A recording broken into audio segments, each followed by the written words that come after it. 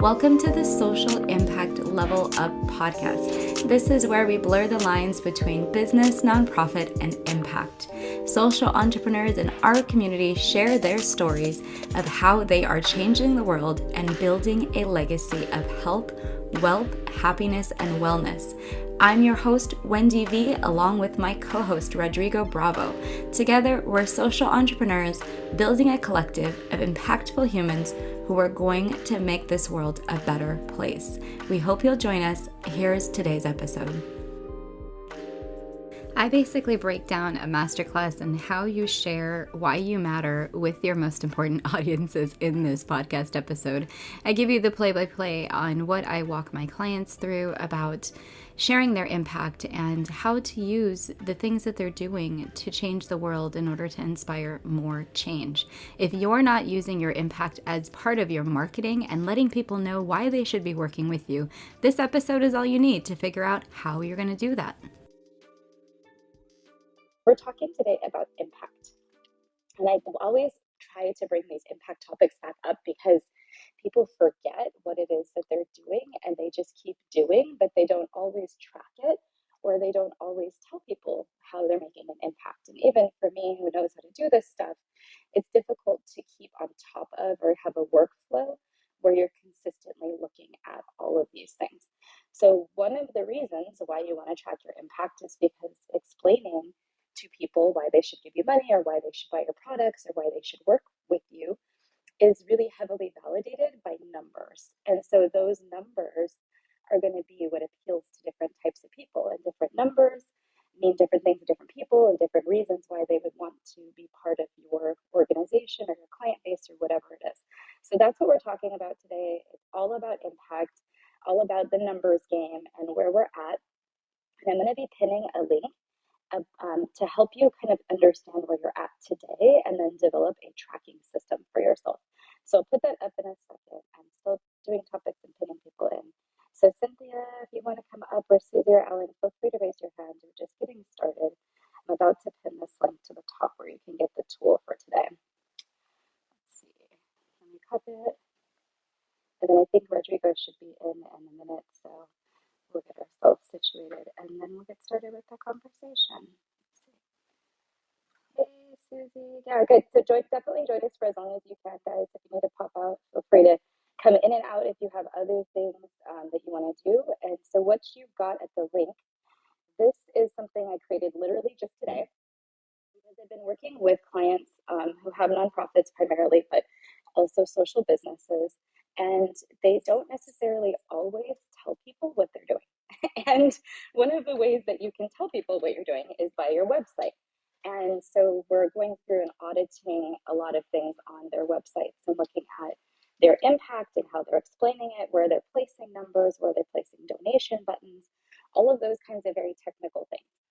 But in order to do that, the first thing that you want to do is take a baseline. So anybody who's ever done any kind of data research or gone to school where you had to look at research articles, you know that typically you don't just start measuring something and then have nothing to compare it to.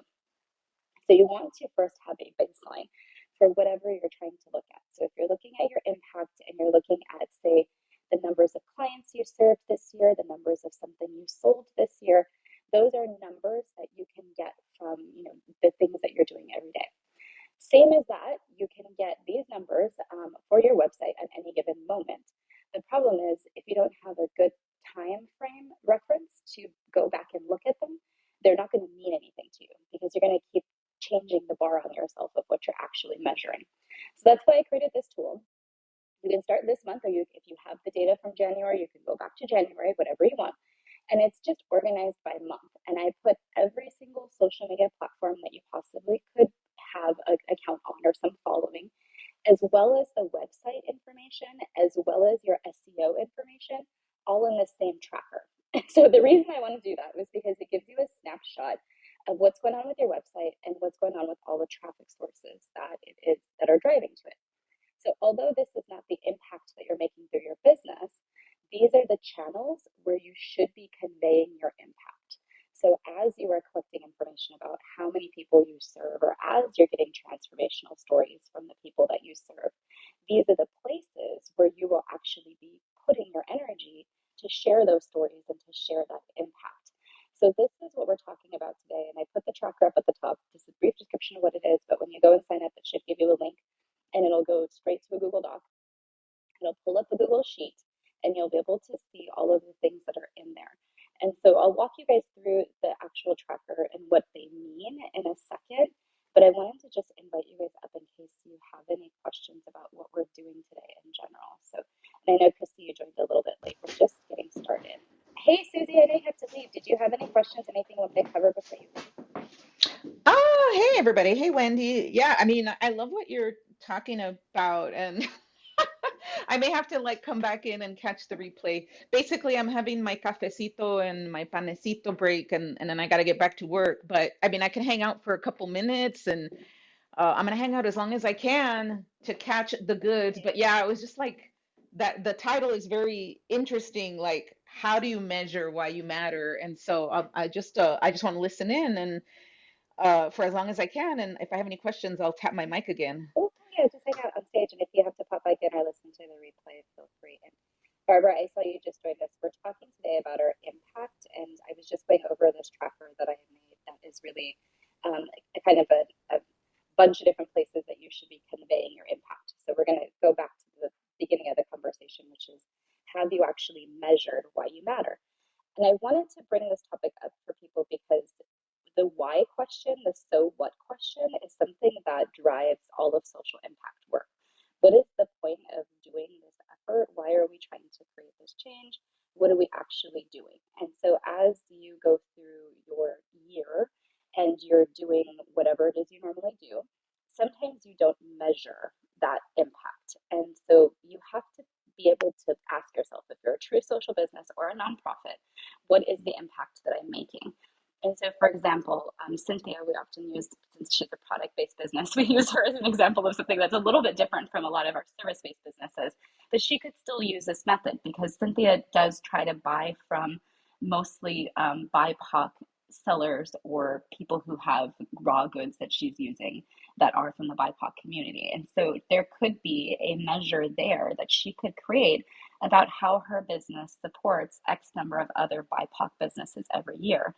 And it could be just a tally, for example, if every time she buys something from a new vendor, she just says, okay, I had 13 vendors on that list, now I have 14. And then what you do is you go over to the channels that are in the tracker and you look and see, well, where is the audience who cares about the fact that I'm helping BIPOC people expand their businesses? Or where are these people who would be inspired by knowing that I'm doing this through my business? And if you have a good reach on that channel, then that is how you pick the place that you're going to put the message. So then you'll go over to that channel and you'll see, okay, this is the type of content I'm creating. This is the kind of strategy I have over there. This is the best way to give those people my 14 number. So I have both the number, I have the channel, and then I have the copy or the messaging that works on that channel. So when you bring all of these together, what it should look like is I'm consistently tracking data that matters to my business to describe to people why I'm relevant and why me as a social business or a nonprofit, why I'm making social change and what that looks like, right? So this is our numeric value or information that we have. It could be also a vignette, it could be a story, it could be a quote. So it doesn't have to be a number. It could just be something that represents your impact. You're then going to say, okay, well, where is it logical for me to share this information? Once you figure that out, it might be your website and maybe 3 platforms, right? Because you don't want to overwhelm yourself. So you're going to pick the places to use your energy wisely. And then you're going to create a message that will resonate with that audience in that place. And once you get to the message creation part, this is where you can be creative. This is where we talk about your reels or what you're actually putting in the post or what tips you're sharing in a newsletter. Whatever that content creation process looks like, the main thing that you're sharing is this message about your impact. And so when you do this, what you should see is that the people that you're trying to get, whether they're clients or donors or customers, whoever it is, they will understand that you are something they should invest in because you're able to get the impact. So you're telling them a story at the same time that inspires them, as you're telling them that you can actually achieve this outcome. You can get this impact with your business or your nonprofit. So when you're giving people information like this in this manner, they're more inclined to actually either work with you or give you their money in exchange for the social currency that you're creating, which is the social change. So as you describe your business as a social business or a nonprofit, and you're explaining to people over and over again, you give me money, I go and do my magical work in the background, and then after my magical work, this is the outcome that you'll see. This is the impact that you'll see. So as you do this, there's different ways to measure it. Sometimes you're measuring people, which is a sheer count. Sometimes you're measuring transformation, which is this one person went from point A to point B. Sometimes you're measuring groups of transformation. This cohort went from point A to point B. And you can do this in different ways. Like I said, there's the traditional butts in the seat sort of count. I had X number of people go through my X program. That program consistently gets these results. Therefore, these people at the end of the program got these results, right? But when you say it that way, sometimes you're actually speaking for people and they didn't truly get that result. So that's why what you want to do is pair both the numeric value, which it tends to grab the eye. Oh, I saw 15 last year, but then the next year I saw 45, right? So that growth in the number is attractive. But you partner that with the actual transformation story. That's the so what factor. So, okay, great. I had 45 people go through my program this year, but of that, how many of them actually had the transformation that I wanted to see, or that I say I'm predicting and I will achieve with this program, right? In that, you might have 5 really great success stories. And that might be 5 quotes you could get. It could be 5 vignettes you could get. It could be 5 stories or blog posts that you could write about the client's experience and share that information as a sort of third party perspective versus first person voice, right? So there's lots of ways to actually measure and explain your impact. But if you don't use these tools at your resources at your hands, which is tracking the numbers, being able to go back to past clients and ask for information or ask for through surveys how their experience was. If you're not actually taking the time in your workflow to do these things, then it's really difficult for you to do the formula I mentioned a couple minutes ago, which is go over to the channels and tell them that you're making an impact. So as you're doing your work, what I would encourage you to do, and I've been telling people this since January, so I definitely have ways to help you do this. I have a whole course on this. The first thing you want to do is decide what are the metrics for your business that tell people you are making an impact. So this gets back to the so what question. We've talked about this with Rodrigo's business before. He does a lot of volunteering and hours and getting money for particular causes. And he does that partially through his network of his business. So as he's creating metrics for his business to say why this matters or why he as a social business is making change, he can track those hours. He could track the money. He could track the number of donors who come through the websites that he's listed through his business contacts to get that other nonprofit, because he's not a nonprofit, but to get that nonprofit their donations. He could track all of those metrics. He also could say that through his business, this is how he's creating an impact and tell that story. So those are the things that are some of the basics of how you explain your impact in your business or your nonprofit and how you would measure it. And I know a couple of people have been here a little bit longer than Rodrigo, so I'll give him a chance to get up to speed. But if you or Rosie or Jay, if you guys want to jump up here and ask any questions, and you've been listening for a little while, feel free to do that. But so Rodrigo, we're talking today, just to recap for you, about why tracking or impacting your business is helpful, how you can explain that to people, where you can put that information in terms of your social channels, and then how do you get started with actually measuring it. So that's what we teed up the conversation already, and I just wanted to give you the chance to kind of get up to speed and say hello. And if you have any questions, we'll keep going even with you as an example. Yeah, I remember when you and I first had this conversation, and it totally blew my mind. I I had done such a poor job of tracking it and not even understanding and being able to quantify it. That when you kind of said like, "Hey, look, you're over here, you're doing good things. You need to actually measure that so you can put that out there and tell people that, hey, I made this impact. I reached X amount of people and I raised X amount of dollars and so forth. And when you do that, it really, it's not just an abstract thought like, oh, I helped out, blah, blah, blah, blah. No, you have some actual data that tells you exactly what you've been able to contribute. So when you first kind of presented this idea to me, it was super foreign, but it totally makes sense. So now I have a spreadsheet and I just track everything. Anytime that I do something, that I push something, that I promote something, that I help somebody, I literally put it down. And it's not necessarily about keeping track of every little thing you do and you know, uh, um, I don't know, glorifying that. It's about just measuring the impact that you have, and you can't quantify that. Folks want to see those metrics. Business is business, y'all, and numbers rule. So when you have numbers that show something, as opposed to saying, "Hey, I did this and I did that." Oh, okay. Well, how many people did you reach? It was out there, da da da, da, and blah blah blah.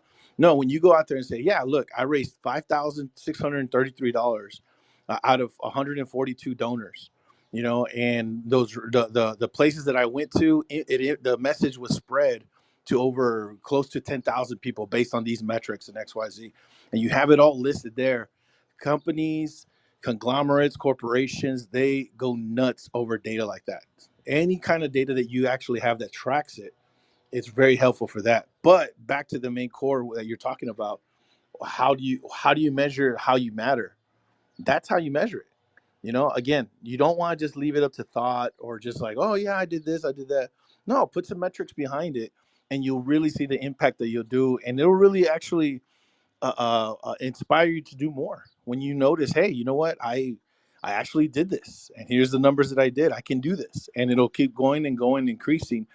And the last thing that I'll point that coming in a little late, and I apologize for that, but the last thing that I'll note is that you start building that history. Think of it as a credit report, right? Credit history, right? Again, we're not here to track things because we're trying to blow up our egos or look at me, how good I am, or this and that. But it's just like a credit report. It keeps a track of everything you've done.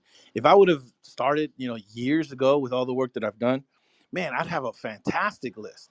Even if I start now, I think I could probably remember a few things that I've done. But to have captured every single thing that I've done, every volunteer work, every hour I've put in, it would have been so beneficial because now I would have thousands of hours that I could categorize, that I can show to folks and say, like, look, I was a part of this. Here's how I benefited my community. Here's how I measure how much I matter to my community, to society at large, and of course, and I think most importantly, to myself. Oh man, you said something that I forgot to mention earlier. It's that it's so much easier to do this going forward than going backwards. And if you do it going backwards, you will inevitably miss something that you could have been tracking and giving yourself credit for. And then the other thing that Rodrigo said that I wanted to emphasize too is this isn't about gloating or showmanship or kind of being obnoxious with I've reached this many people and raised this much money. This is really about, if you're talking about true impact work, this is a way to translate social change into a tangible thing that people understand. Because a lot of the time people are like, oh yeah, I want to make society better. Okay, cool, that's great. So when you're talking about making society better, how much have you prevented something we don't want? How much have you helped something happen that we do want, right? And those are the things that matter. Stopping things we don't want to happen that are negative outcomes, and really trying to be deliberate about how we get the outcomes we actually want. And so when there's people like us who are social entrepreneurs and we're trying to put this in action, some people don't understand that. Some people, it just doesn't resonate with them, or they have never thought like this before. They maybe don't value social change as much as you do. So you have to bring them along in the story. And for people who are really early in the journey and are just discovering that, oh, we can be different, we can have a society that's different and looks the way we want it to be. For people in that space, the numbers very much matter because that's how you convince them to come along with us. And so whether it's come donate to my cause because you don't have the time to take this on, or you don't have the energy to do this change progress project that's going on, but I have the energy, I have the volunteers, I have all the things to do this. So if you're looking for like a Rodrigo, for example, to say, hey, for the very first time, sign on and be a volunteer with my organization or sign on with my mission, you have to come to them with some evidence that you're doing something. You can't just say like, oh, hey, we're going to go raise money for bikes for kids and then buy no bikes and take all the money, right? Like that's a lot of us have heard of this before. This happens in our world, but we want it to happen less. And so one of the ways that we trust each other and we bring that trust up for social entrepreneurs is to share information, share data about your relevance and why you matter. So where we started out with is I was working with some clients on understanding what's going on with their website and why their web traffic is really low. In that, I created a reach tracker where I was looking at all the outlets where they are placing that information. So, how are they getting the message out to people to go to my website, to donate, to volunteer, to buy my things, whatever it is? And so, what you'll see in the freebie up at the top is just a spreadsheet that literally walks you through all of the things, the metrics for your website and your social channels and your keywords in the same place. So, you can grab that if you want. And what that part of the equation is, that's not the actual measurement. That's where you go and put the information. So there's sort of three parts to this. There's the part where you're tracking, which is Rodrigo was talking about. He has a separate spreadsheet for that. He tracks all his actions, he tracks the donations, all of that stuff. And if you're a nonprofit, you probably have this somewhere, right? Like you're tracking your services, you're also tracking the donations coming in. But if you are a social business, you might not be tracking this information. So you want to first find a way to describe your impact. Identify some metrics that are going to be consistently something you can keep up with, and identify a time frame when you're going to be doing this update. So it might be the end of the month, for example, or the beginning of the month for the previous month, whatever way you're going to do it. But do it going forwards, not going backwards, because when you try to go backwards, then you tend to lose information. So you're going to pick a day or pick a time frame and say, this is my baseline. This is where from here, I'm going to try to track my growth and see my growth. So you'll pick that baseline month essentially, and you'll start filling out this tracker and you'll say, okay, this is the tracker of my reach. You'll also pick the same baseline period of the data that you've collected. So if we're talking about the number of donations that Rodrigo has inspired for the nonprofit he's working with this month, he'll match that to the actual month that he's tracking his reach. Because if you start getting off track, you don't know which action causes what. So you want to make sure that you also know on these channels in May, I shared Jessica's story. And then in March, I shared Rodrigo's story. Well, what I noticed is with the people after Jessica's story, I grew 20%. After I shared Rodrigo's story, I grew 10%. So what did I do different when I shared Jessica's story? What did I put it on different platforms? Did I share it in a different mechanism? Did I use a video versus a blog post or written content? So you can start asking yourself these critical questions about the impact that you're sharing, but you have to first be tracking it. So if you haven't tracked it, that's step number one. Step number two is this going and figuring out where you're releasing information, where that content is going. And then step number three is really figuring out the messaging and how you're conveying the impact and who you're explaining this impact to and what inspires them. So that's what we've been talking about today. And I don't know, Rodrigo, if you want to add anything else to that conversation. Yeah, so when you were speaking about the history and everything, I one of the things that I told you that I did not like was the quote unquote gloating or credit or anything like that, right? That I had never thought of that, of tracking anything, because I just felt like, hey, I'm doing community work. I'm not here for the accolades or whatever the case may be.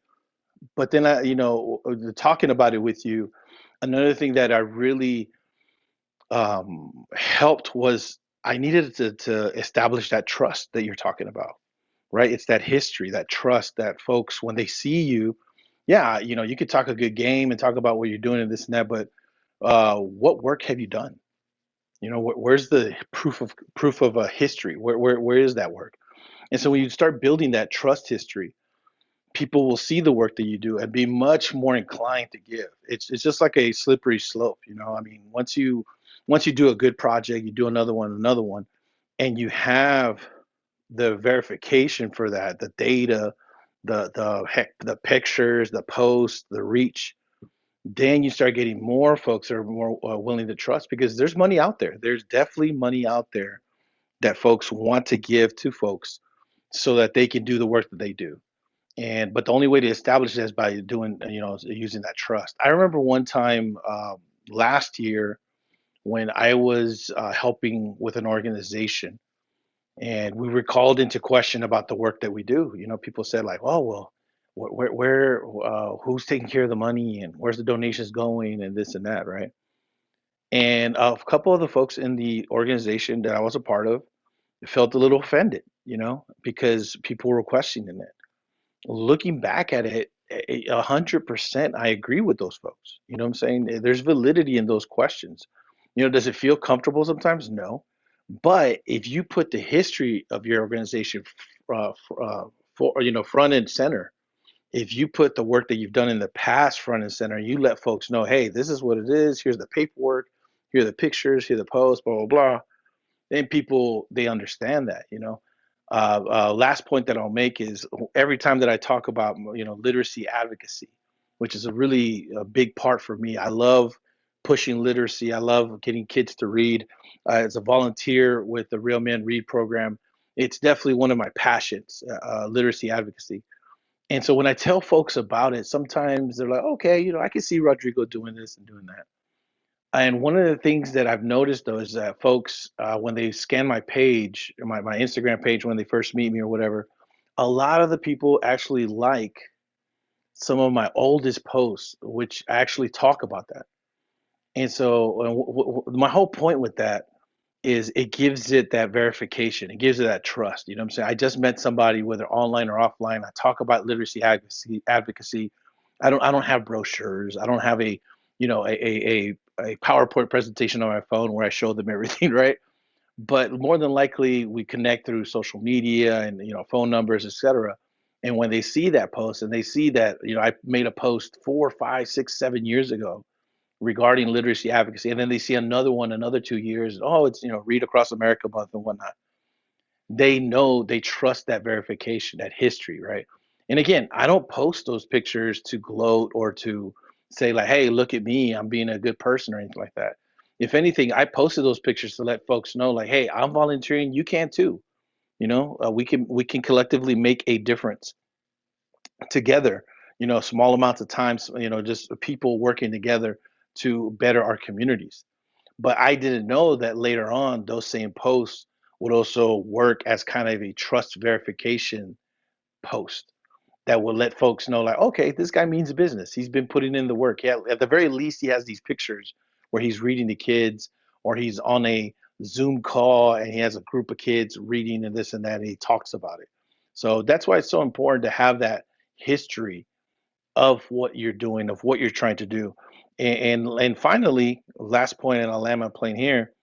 Finally, it helps you. It helps you when you are looking back and you see a picture and somebody does like that picture. It helps you know that hey, the work you do matters. There is importance, there's value in what you provide to your community.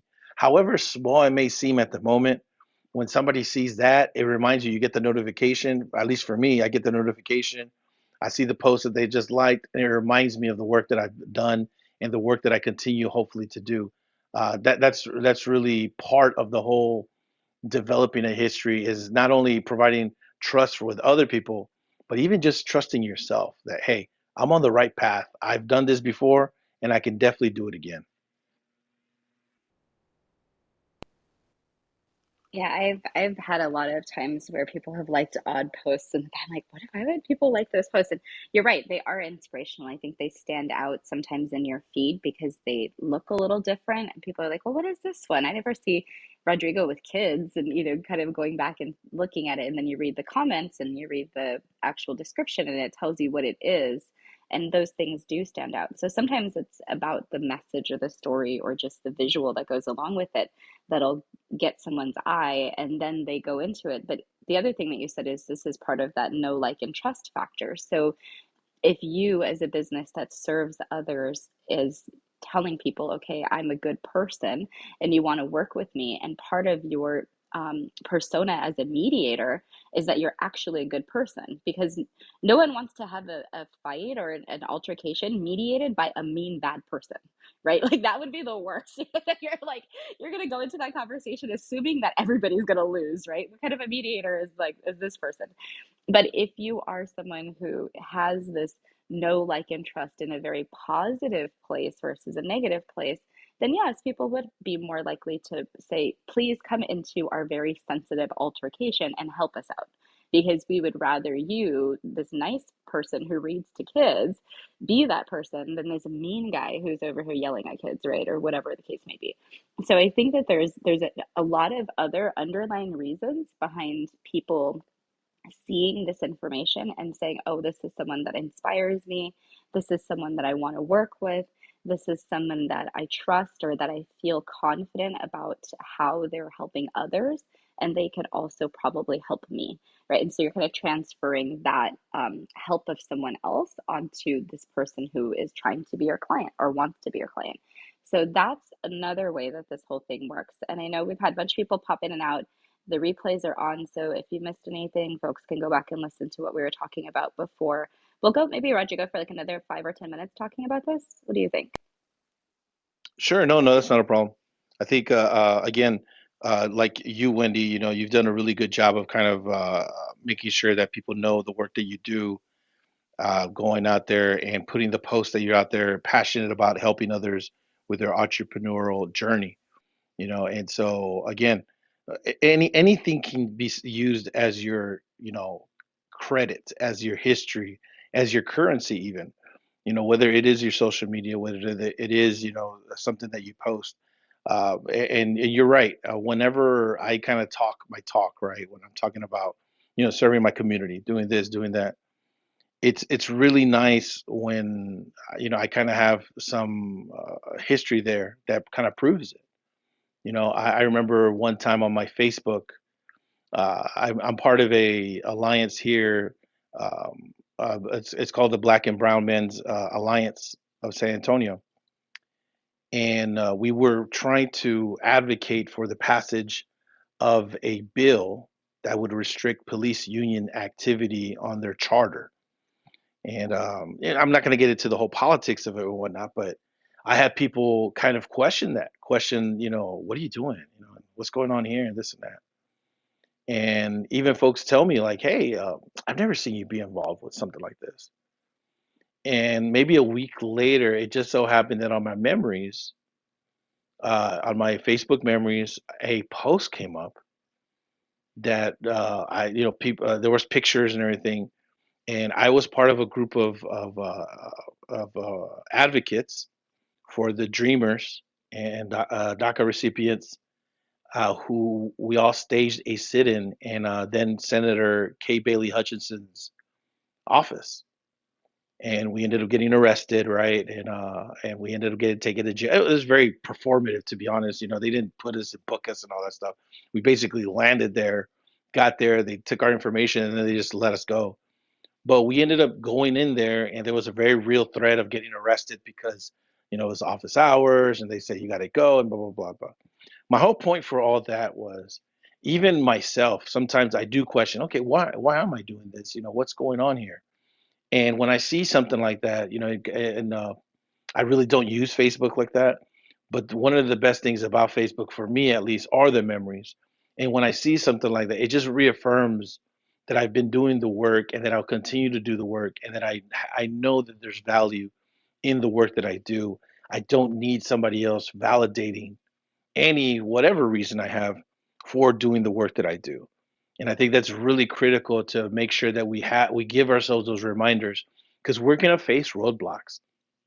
We're going to face folks who question what we do, who wonder, hey, what are your motives for that?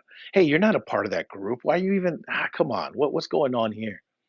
And when you have those reminders and you tell yourself, you know what, I've done the work, I can do this work, and I'm doing it for the right reasons, it's a great way to keep yourself on the right trajectory. And it's a great way to make sure that you stay, in that mindset that, hey, you know what, the work that I do does matter. And but it is important to measure it though. And going back to the point, Wendy, this free tracker that you have right there, the impact and reach tracker is a super useful tool because again, I was walking around not tracking things. And now that I'm tracking things, I can use that history and let people know because memories are foggy. If you're telling somebody a story, you probably tell them, the highlights, but nobody remembers the data, right? And the technical stuff. And that's why a tracker like this is so critical because now hey, it was X amount of dollars, X amount of people, X amount of time. This is what I did. Here's the impact that I had. Oh, here's a mention that happened, blah, blah, blah. And then a nice little story about, maybe two or three anecdotes that happened. And so it is really critical for folks to start measuring their successes and the impact that they have. And then finally, starting. Just start. I know I had the same issue, Wendy, and you mentioned it quite a bit that we've done work in the past, and you have kind of a tendency to want to like say like, I want to capture everything, but you never will. You're gonna forget things. You're gonna miss a few things, and also you may flub a few things, right? Nobody goes out there lying about what they do, but sometimes the details get a little sketchy, and you say, hey, I helped 10 people there. And now the story goes, well, I helped about 20 people, I think it was. Oh man, 50 people. And not saying that you're growing the story, but it can get a little, the details get a little vague and whatnot. Better to have the best information you can, trust the info that you have, and be 100% confident in the info, which means starting now. Start right now, start the tracker, and then every time you do the work, put it in the tracker, and you are 100% confident that that information is correct, that it's good, and that you can give it out to somebody and nobody can question it at all. Because again, I have a history of helping folks, and I would love to put every single thing that I've done in the past. But can I confidently say that I know every single detail and that I remember this and I have receipts and no, I don't, and I can't. So therefore, it wouldn't be appropriate for me to include that information. Hopefully that all that Yes. I'm sure you know what I'm talking about, right, Oh Wendy? my God. I was thinking about the confounding data numbers because that happens a lot and no matter even if you don't try, right? Like even if you're not trying to be inaccurate, there's always inaccuracies in data and data entry is the biggest reason why there's an inaccuracy. And if you think about it, in this sort of strategy, unless you're giving this to somebody like a VA or somebody else, your college intern or whoever to track this data for you, you're the person tracking it. So if it's incorrect, you as the social entrepreneur are the source of the incorrect data. And I think a lot of us who are in social entrepreneurship, we've relied on data so heavily throughout our careers that you almost like go, oh my God, I don't want to be the source of the incorrect data. That's horrible. The incorrect data is bad. And it's not that you're purposefully trying to be incorrect. It's that you maybe haven't put the right process in place to capture the data, or you might be capturing one thing, but you're really measuring the wrong thing. And so you're like, okay, great. That what I'm capturing doesn't even reflect what I was trying to measure. There's a number of reasons why when you go to actually measure your impact, you could have something inaccurate. And it doesn't mean you're a bad person or a bad social entrepreneur or that you're not completing your social entrepreneurial journey the right way. None of those things are the real source. The real issue that you have to deal with is, okay, well, how do I get a consistent system that works for me at the energy level and the time level that I have with the mechanisms that I currently have in my business, right? So I don't have to buy new things, build new things. You can download free things, whatever it is, it's going to get you the right mechanisms, but you have to get on the cadence of doing it. And the cadence is the second reason why it might be inaccurate because, like Rodrigo and I said, you're going backwards, going, okay, well, maybe I got to look here, here, here. So I'll give you an example from my business. One of my metrics is the number of women of color that I've served. When I say served, I didn't realize that I wasn't helping myself count the actual number of women I serve because I had to be more specific. I had to say, through my accelerator, I am serving this number of women of color every year already as the baseline. And now in this next year, I want to set a target to grow. That means that my goal is to recruit more women of color into that program. Even though anybody can join, the thing that matters to me is that I want to see more women of color specifically join and complete the program. So when I say served, I'm not saying through my 15-minute discovery calls. I'm not saying through one-on-one coaching. I'm not saying through a consultancy for 6 months. My definition of served relies completely on my accelerator program. Now, that could be good and bad because it could be that that is not the part of my programming that pops off and has a bunch of people in it. It could also be bad because I only allow 10 people in that thing a month. So if only 10 people can come, then that means I can only serve up to 120 a year until I decide to up that cap, right? But I know those limitations of my data. I know the limitations of how I'm collecting and what measure I've chosen to represent my impact. So if you don't have that thought process in your business of, if I measure this, what does it really mean? That's the core question to start with. If I am looking critically at what I am doing and I'm trying to measure my impact, and I change one word like served to say, through my level up accelerator, I will help X number of women get this outcome, this X number of women of color get this outcome. Those are two different metrics. Now I'm counting both just women in general, and then I'm counting specifically women of color. But even with the women of color, there's still another issue. There could be a definition of, do I just physically identify them as when by sight, saying, oh, you look like you're someone who I would identify as being a woman of color. I'm going to count you. Or do I wait until I absolutely know from the interaction with that woman that she says, oh, I'm of Mexican heritage. So then I'm like, I can count you. And I go over to my mental spreadsheet and remember to add Jessica's name to the spreadsheet, right? So there's a lot of different things in each measure that you have to think through in order to accurately collect and count the data. But that should not be your barrier because there are always ways around that. That should never, ever be your barrier. Like Rodrigo said, you just start. And even if it's messy for a little while, and even if you have to get a baseline and then you realize later that, your baseline was 50, but the next month you captured 100, and so the baseline was probably not really representative of what you're truly doing, that is okay, right? You still have time later to go back and fix the mechanisms that you need to fix. So there's never a time that's too late to start. There's never a place that's the wrong place to start. There's never a way that you're going to start doing this and it's going to be so horrible and bad that you should stop, right? You can always take this strategy and enact it in a way that fits what you're doing so that you have the time, you have the energy, you have the resources, and you can make it consistent for yourself and for your business. So I want to welcome Miguel, and I know you're coming in a little bit late to the conversation. We're only going for a couple more minutes today, but we've been talking about how do you determine your impact in what you're doing as a social venture?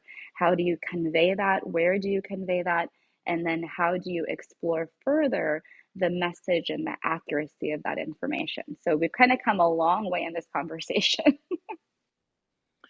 We sure have. And I actually have a story that really kind of drives home that point of the accuracy of your information. Last year at the radio station that I work at, we had an issue where the general manager made a decision to change the programming, right? And so we started a campaign and we said, hey, you know what? Where are the metrics? What have you done to do this and do that? And basically, people were saying, you know what? He got rid of all the BIPOC representation on the radio station. You know, unfortunately, there was no hard evidence or anything like that, right? We hadn't really developed anything. So I took it upon myself. I went and got the entire block of radio programming and basically determined on my own, like you were mentioning, Wendy, like, okay, this person is this person is that, this person is this, right? And one of the very first things people try to attack, as opposed to attack the data, the larger point, they would find small pieces where like, oh, hey, this show right here, that person is actually half Mexican, half Irish. You know what I'm saying? They should be, this and that. And my whole point for bringing that example is, you do have to have kind of a set standards, and at the very least, be consistent with those standards. Say what they are, define them, and make sure that you hold yourself accountable to those standards. And if they have to change them. There's nothing wrong with that. There's nothing wrong with starting something, especially with, when you're tracking information and then changing it. Sometimes you have to do that based on, parameters changing, based on, new information and so forth. And so at the end of the day, for me, the information on the website and all that we provided showed a clear change in the programming, and it showed clearly who benefited from it, which was basically non-Latino white males. The representation skyrocketed for them. All under the guise of trying to improve the station and this and that and blah blah blah. At the end of the whole debacle, the general manager actually resigned. And I feel like we accomplished a great service in doing that, because now 93% of the shows that were removed are back on air. And that's not to say that they shouldn't be removed. Maybe there are some shows that need to be removed, but we just want a fair way to do that. And the way that happened was through the numbers, through the data, and making sure that yeah, we had an emotional appeal, but we also had a logical appeal. And I think, again, if you're trying to measure how much you matter, you really want to get that data. You really want to make sure that you pinpoint what you're trying to track and then adjust as needed. And at the very least, like Wendy said, who cares if it's messy? Who cares if it's small at the beginning? Who cares? Whatever. You can progressively start changing it little by little, adding things as you feel comfortable, so that at some point, let's say a year from now, you look back at it and you have, 20 entries, and the first entry may be a little sporadic, the second one, blah blah blah. But by the 20th entry, you'll have a pretty good system down, and you at the very least have a history of all that work that you all the work that you have done, and you could truly say like, hey, I'm measuring how much I matter, and it turns out that I actually do matter. So I think that's a great way. I really encourage everybody that's in the audience right now, just go to the link right now that Wendy posted, and get that free impact reach and impact and reach tracker. Even if you think you don't need it, okay, trust me, just take a look at it, download it, or review it, and I promise you, there was going to be at some point a project or some type of work that you're going to be doing, and it's going to be beneficial for you to have that information. So I just suggest, at the very least, keep this in pocket, put it there, and if you need any help with it, obviously you can reach out to us. We're definitely more than happy to help out folks who are also starting their entrepreneur journey, or at the very least, trying to get a grasp as to the social impact that they have. I love Alan always coming with the tools. So Alan put the SMART goals and objectives formula into the chat if you've never seen that before. And this is the part about the measurable and making sure it's measurable, but it's part of a larger system. So yes, Alan, I very much operate in the SMART goals framework. I try not to teach it in that way sometimes because I think that it's almost like a little bit played out to me in some ways. And there's something else I want to come back to, Rodrigo, that you just said. So I'm going to mention it right now, the people not believing you. But the SMART goals piece, I think sometimes folks get messed up with the achievable and the relevant because they think too much is achievable and they bite off more they can chew, or they don't see themselves achieving enough and they stop before they really get to scale.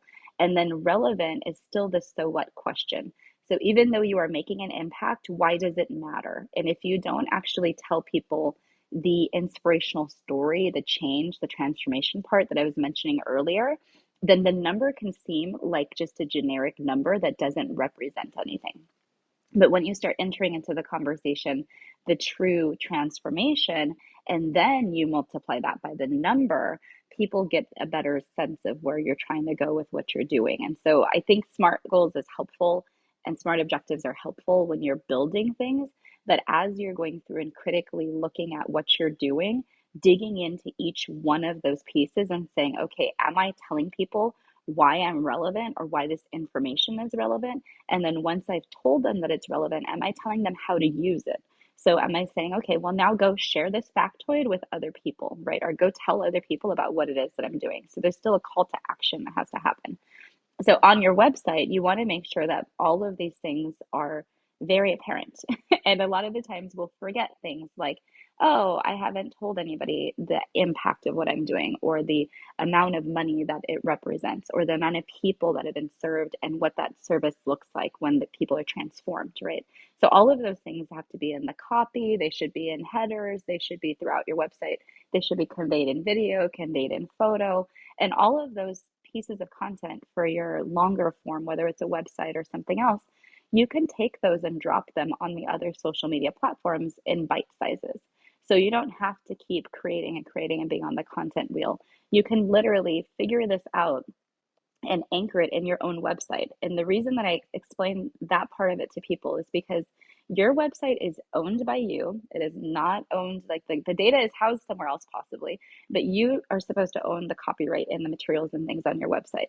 You also own the ability to drive traffic there through your SEO strategy or your search engine optimization strategy. So if you're not using your website as an anchor of where you're putting all the things and driving all the traffic and pushing everybody to, if you're not doing that, that's one step. But then, second, once you get people there, you're adding on this so what, why do I matter impact conversation so that it actually engages them more and keeps them on the page and keeps them curious so they go and click through other content that you have. So that's one part of it. Rodrigo mentioned also the disbelievers. And so before we end this conversation, I wanted to get into this because this is a big one. Whether it's your family questioning how much time you spend as a social entrepreneur, whether it's people in the community that you're trying to serve questioning why you care about them if you're not from that community or you don't look like them, or whether it's people who just don't think this is a good idea and are going to poo poo on your idea no matter what, those are going to be huge naysayers that can demotivate you or make you feel like you need to question what you're doing as a social entrepreneur.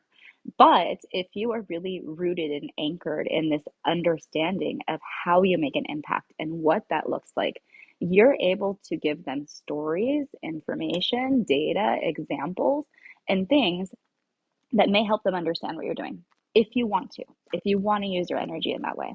But if you do not want to use your energy in that way, I invite you to let those people go, to not listen to what they're saying, to not entertain the conversation, to not argue with your data and stack up charts in front of them, but to allow them as people who are not your audience to have their own opinions and to exit your presence. Because you do not need to chase these people down. Those are not the people you're trying to inspire and win over. You're not going to give them 50 charts and suddenly the person's going to pull out $100 bill and say, okay, go use this for your charity, right? Very few times does that happen. Typically, these people who are naysayers have a emotional reason or some reason why they're putting this on you, and you can receive it or not, right, as the person who's doing the work. So if you're internalizing these thoughts, internalizing these people questioning your ability to make social change, then you may actually stop doing what you're doing. And that's the last thing that we all need. We all need all of us working towards the cause. So I would invite you to just read through your own emotions as those instances come up where people are questioning you and decide whether you need to put your energy in helping these people come along in their journey or whether it's a better use of your energy to continue helping other people go along in their journey. So that's my last point for the day. I know we invited everybody up, but it's really just been a great conversation hanging out with me and Rodrigo. So I don't know if you want to say anything else, Rodrigo, before we sign off. No, I think you really captured the points that needed to be made, especially when it comes to other people that are not in line with your vision. If they don't see it, it's okay. It's and just let them go. Let them go. And if you are, just in your passion and you're doing the work, for the right reasons, it's okay. Let them go. And whether they see it or not, it doesn't matter. There are people out there that are inspired by what you do, that are looking at what you do and feel like, hey, this person matters. They bring value to the community, and I appreciate it, and I want to work with them. And a lot of times we do want to focus on the folks that are against us, right, Wendy? And we like, oh, why the and we fall I'm going into to that convince trap. them. I'm going to show them. They're going to come with me. Yes. Yeah, I'll show them. It's like no, no, no. I really feel like sometimes we do lose a lot of our energy going towards that route. When in fact there are tons of folks out there that would appreciate our help, that would appreciate the movement that we are trying to build in whatever passion or advocacy we are doing. So, no, I think you encapsulated that very well. And as always, Wendy, I always appreciate you for just starting the Social Impact Level Up Club and creating this platform so that we can talk about this, especially among entrepreneurs when sometimes that journey through entrepreneurship can be a little lonely, you know what I'm saying? That and definitely a lost kind of deal.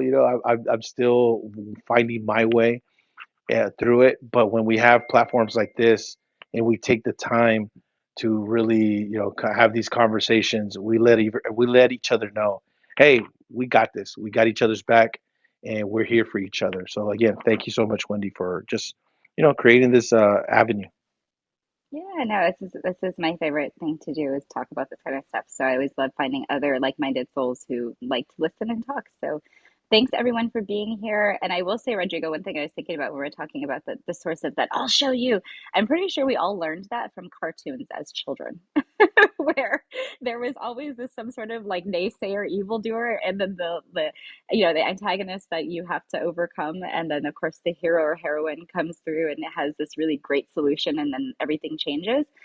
I think that that's where we learned this feeling that we're going to go and change the world and also change everybody in it, and they're all going to come with us.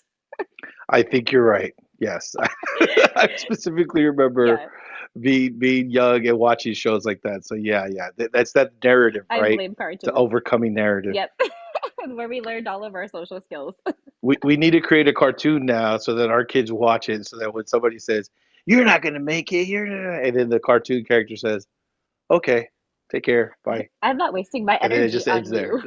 Let me run Yeah, away yeah. the other direction about That way our face. kids see that they're like, "Oh shit, I could just walk I away." could decide not Okay. to use my energy on this. Wait, what? What is my energy? How do I Wait, find it? what? Yeah, Dad, what's the point of this cartoon? it's not even amusing. Anyways, Yeah. good times, good times.